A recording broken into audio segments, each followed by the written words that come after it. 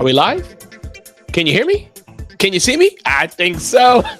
It's a brand new episode of The Rundown with Ramon, and I'm so glad you're here today. We got a lot of topics to get going today, so let's dive right in. If you're not familiar with The Rundown with Ramon, my name is Ramon Ray, a serial entrepreneur, started 5 companies, sold 3 companies, authored 5 books and more. Some call me the small business expert and other things, but I'm glad you're here today. If you've joined The Rundown with Ramon today, and you're not feeling so great, well, thank you for allowing me to be a small part of your day and hopefully to uplift your day just a little bit. If you joined the Rundown with Ramon today and you're feeling amazingly awesome, well, that's great that I get to participate in your amazingly awesome day. What do we have for you today? One, is your business idea worth pursuing? We're going to touch on that a bit more. Many of you have ideas for a business. Maybe you're wondering, is this the business venture that you should be in? How do you know that? We always get advice from Seth Godin. He has an article entitled The Run-On Sentence. If you didn't know it, LinkedIn launches its first AI agent to take on the role of job recruiters. Does this mean job recruiters are over? No, but I do think it's telling about where AI is taking the professional workforce. Aura Smart Ring has a cult following.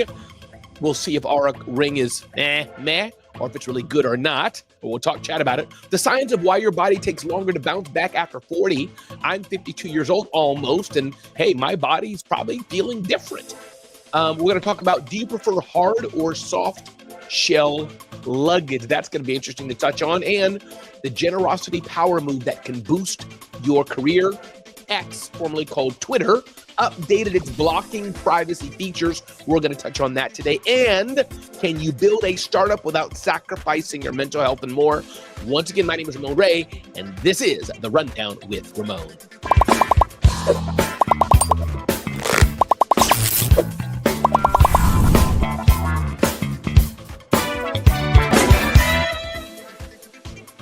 Hey, and welcome our friends. We got who's in the house. We got Facebook user, good day to you. We got Deborah Williams is back. Good day to you, Deborah Williams. Kimberly Wyckoff, good day to you as well. Glad to see you all here on The Rundown with Ramon. Glad you see value in sharing your day with me. So let's begin The Rundown with Ramon. Turn off this music first. Here we go. Is your business idea worth pursuing? Is a common question that people ask. Is your business idea worth pursuing? Is it or is it not? And I believe that we all have ideas a dime a dozen, but the question I often ask to my entrepreneur friends, because you have an idea and ideas are dime a dozen, how does that know if your business idea is worth pursuing? A few things I want you to keep in mind based on my experience of being an entrepreneur who started 5 businesses, sold 3 of them, is one, are you an expert at this idea? That doesn't mean you have to be. You can buy a franchise, but one thing I do ask, do you really know the craft of what you're doing? Do you know the coffee business? Do you know the dishwashing business? Or can you learn it? But do you have some expertise in it or not? That's number one. Number 2, do you really enjoy doing it? Can you stay in it for the long haul, waking up day after day after day and doing it? I love this. Now, this is just not part of the business, because the other parts of the business are you willing to sell and make money? And I'm talking about for us small businesses, not those who are hiring a team and all that. But let's say you want to open up a retail store, or you want to open up a coffee shop, you want to open up a design studio, whatever you're opening up, you have the aspect of doing the work, yes, but then you got to make sales. Are you willing to go to customers, talk to large brands, small brands, consumers or retailers, B2B, B2C, whatever it may be, and sell? Number 4, have you thought before you started the business? Put a little business plan together, back of a napkin type of thing. Doesn't have to be a million words. But where's your customer at? Who, in fact, is your ideal customer? What's their demographic? What's their psychographic to understand who is going to be buying from you? Do you have an idea of some of the costing or not? Before you take this idea, just to sketch it out. What does it cost to make this cup? How much do you have to sell the cup for? How many cups do you need to sell to be profitable and pay yourself, pay your team? So things like that. An idea is great. Who else is doing it? And to say nobody else is doing it, that could be a danger. Even Tesla, Other people had electric cars. They just did it better or different. So those are some things I would think about as you're thinking about taking your idea into a business, and be careful of that venture capital downfall. Oh, I'm going to get other people's money. I'm going to get venture capital money. I'm going to get borrowed $25 or $10,000 to start my business. Be careful of that trap. Mark Cuban said it, and I really think for us smaller businesses, sales cures a lot of things. Can you at least make that first, that second, that third, that 10th sale to validate your idea? If you've just joined, my name is Ramon Ray. This is the Rundown with Ramon, and I'm so glad you're here today. Moving forward, ding, ding, ding, ding, ding, ding, ding, ding. The run-on sentence, advice from Seth Godin, the run-on sentence. Seth Godin says this: periods were an extraordinary invention. It took thousands of years of writing before we settled on this simple convention. The most direct way to improve your writing is to make your sentence shorter. I was reading a magazine article yesterday and was rapidly losing interest. The topic appealed to me, but I couldn't keep reading. Then I noticed that halfway through the first column, I was still on the same sentence. We have trouble keeping that long a string in our heads at once. You can make sentences too long, but it's hard to make them too short. The best way to convey an idea, the best way to communicate oftentimes is be brief. This doesn't mean everything you say has to be short, but this does mean if you're good at what you do and you're an expert at what you do and you can't explain any idea in a simple concept that, what do they say, a third grader, sixth grader, whatever it is, can understand, you may want to rethink that. So that's some advice from my good friend, Seth Godin. Ding, ding, ding, ding, ding, ding, ding, ding, ding. LinkedIn AI job agents. This is not a new headline. We're going to see these headlines over and over and over and over and over again. But LinkedIn job agents are here to, quote unquote, take the place of recruiters. Now, the danger of this for me, the bigger issue indeed, communication certainly is an art.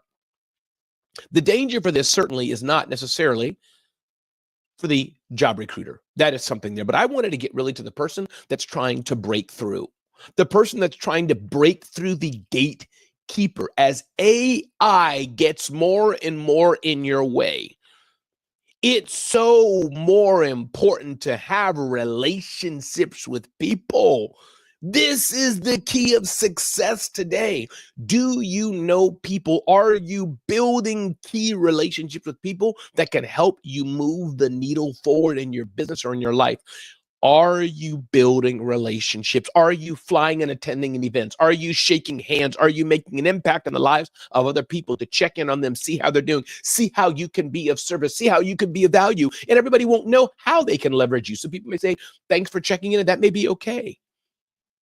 But I'm telling you, as AI becomes more and more dominant as the gatekeeper for many things, as they begin to take millions of resumes, millions of input, and just spit out what the data shows, this is where the relationship is important. Yes, you should know how to communicate. Yes, you should know how to write. Yes, you should know how to build a proper resume, a proper proposal, proper pitch.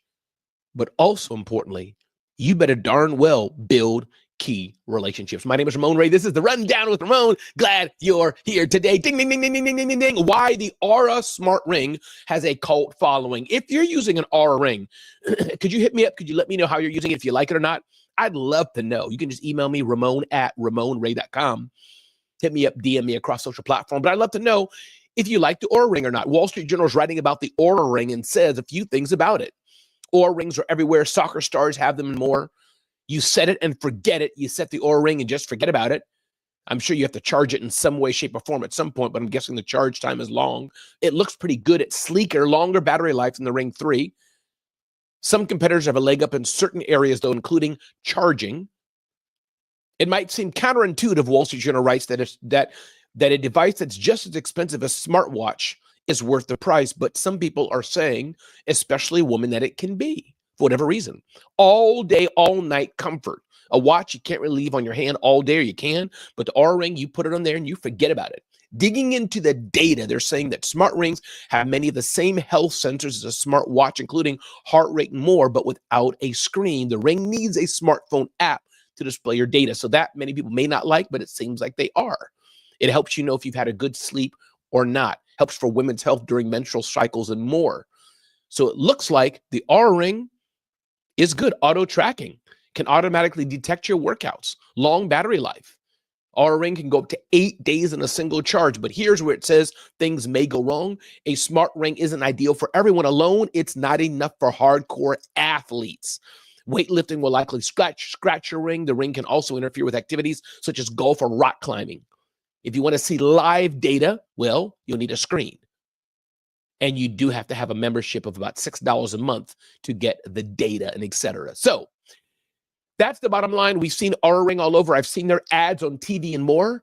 But now you know a little bit. Check out the Aura Ring if it's for you or not. I hope I'm pronouncing it right. Aura Ring. Welcome to the Rundown with Ramon, the science of 40 and over. As entrepreneurs, as business owners, one thing that's common to us all, we all need to eat, we all need to sleep, we all need to use the bathroom, and we're all getting older.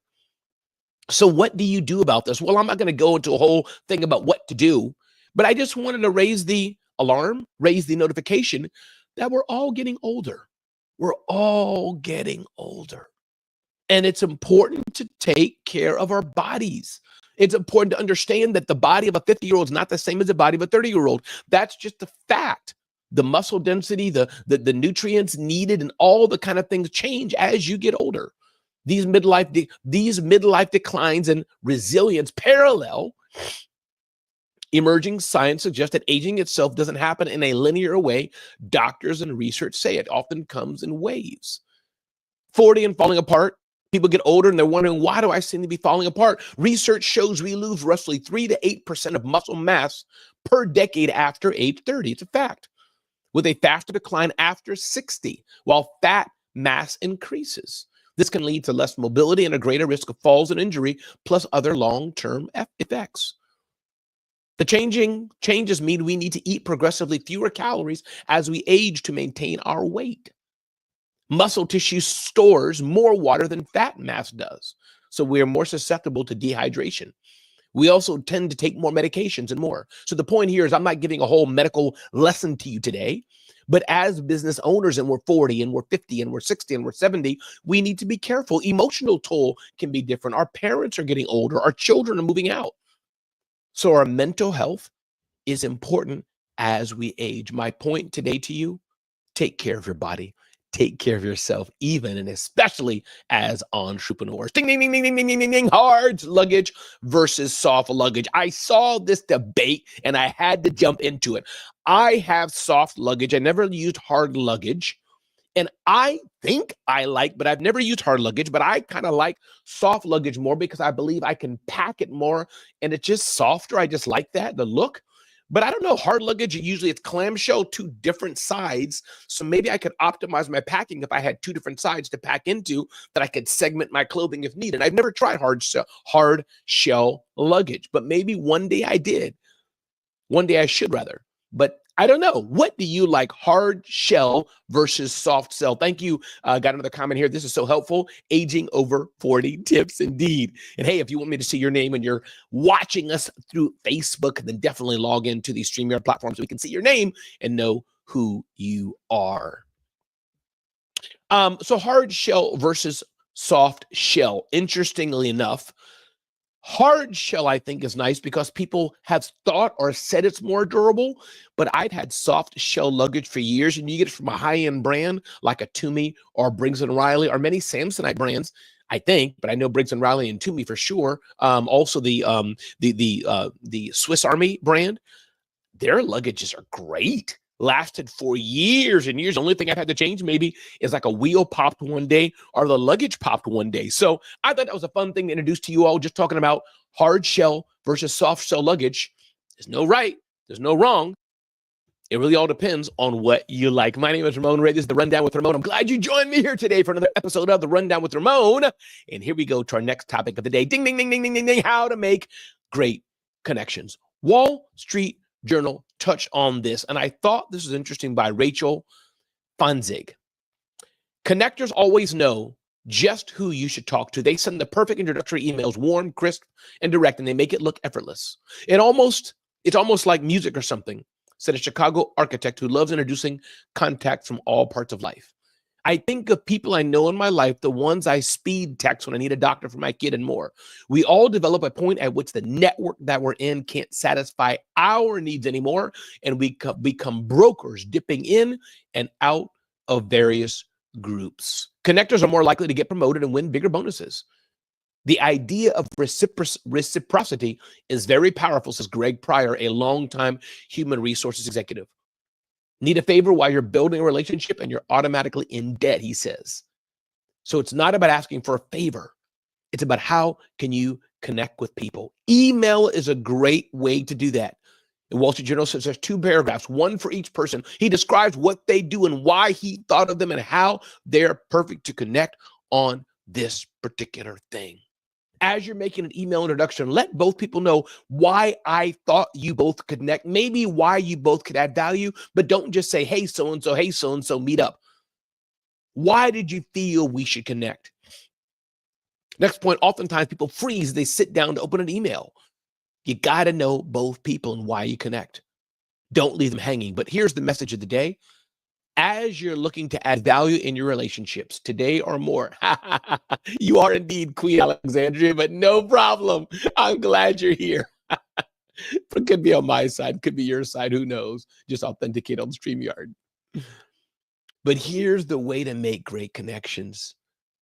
It's to add value. Connections are not just about Alexandria, I need something from you. Deborah, I need something from you. Kimberly, I need something from you. No, those are not the best connections. The best connections are me saying, Alexandria, I thought of you to work with this person because I know what you provide. I know what they provide. And I thought this introduction could be useful for you. That's how you make a great introduction.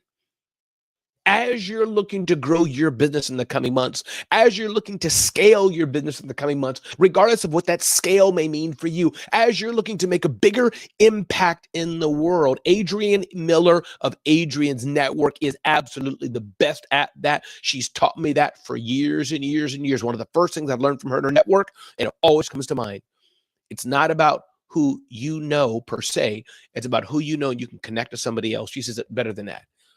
So my message for you today is make a difference in the world by connecting other people together. Love it, love it, love it, love it. Keep going here. Ding, ding, ding, ding, ding, ding, ding. X, formerly called Twitter, updates its blocked user feature.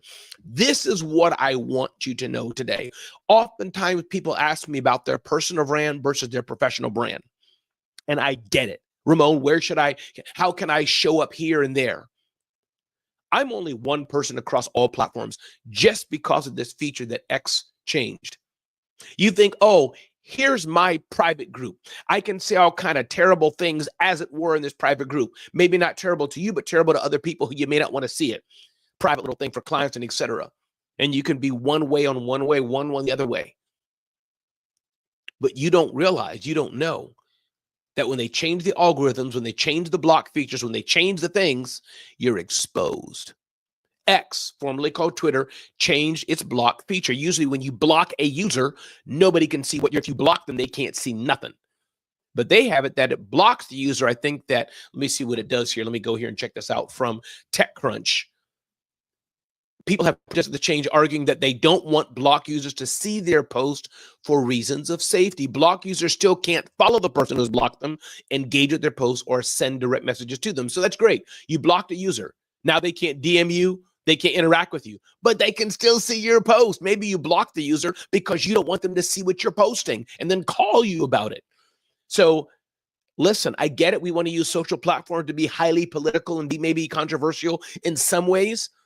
But if you're not using maybe Telegram or WhatsApp or other very private Facebook Messenger, private communication channels that are one-to-one, you can make small groups, I'd be careful what you post online. You should post something online and pretend that one day the Wall Street Journal, New York Times, or your local television station can see it. That's how you should post. So be careful what you post online just for your own safety, for your own security, and your brand should show up as one way online because you never know if that Facebook group, you never know if that Twitter account, you never know if that LinkedIn group could be changed. My name is Ramon Ray, and this is the Rundown with Ramon. Last question here. Can you build a startup without sacrificing your mental health? The Bonobos founder Andy Dunn writes about. Now, it's my understanding that he wrote this article. He wrote a book on this, focused on his own mental challenges. Could you start a startup? But TechCrunch said, you know what? The insight in here goes beyond just those with a mental challenge. I think he had, I forgot what he had, not schizophrenia, forgive me, but he had a, what does he have?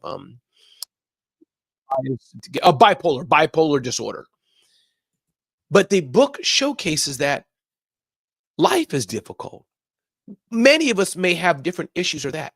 He had bipolar disorder and created a multi-billion-dollar valuation company, I'm guessing, called Bonobos.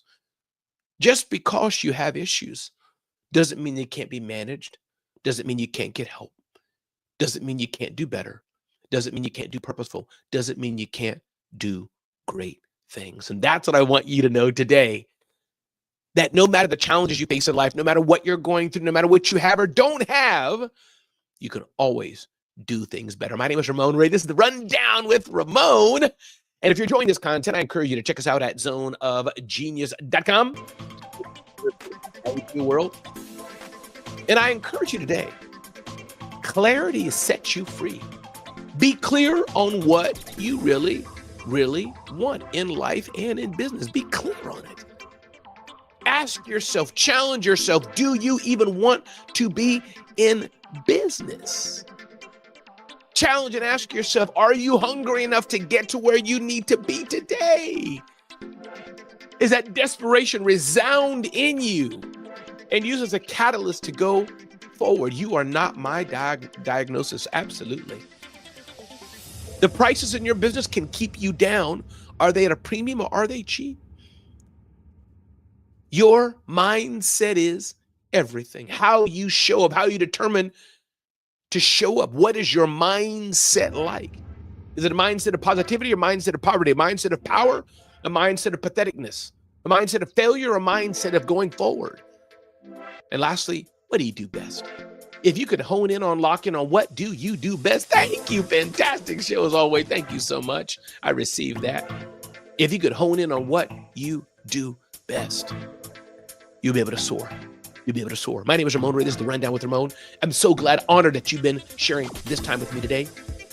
Go out and make a difference in the world. Go out and tell somebody that they matter, because I want you to know you matter, and we need you to show up just like you do every single day. I'll see you on the next edition of the Rundown with Ramon. And please spread the word. Take a selfie, take a picture, let people know you've been watching the Rundown with Ramon. Have a beautiful, beautiful rest of your day.